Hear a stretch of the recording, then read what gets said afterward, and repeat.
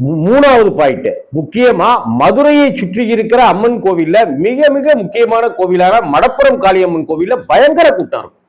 அப்படிப்பட்ட சமயத்துல இவங்க அந்த கோவிலுக்கு போயிருக்காங்க அப்படின்றது ஒன்றும் தப்பு கிடையாது.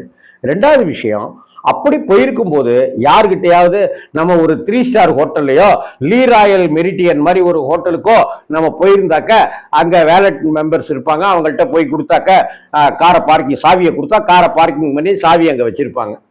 அதுக்கப்புறம் TN50 நம்பர் அப்படி இப்படிலாம் சொல்லி அந்த கார் சாவியை தருவாங்க, இல்லை டிரைவர் வரலாம் அப்படின்லாம் சொல்லுவாங்க.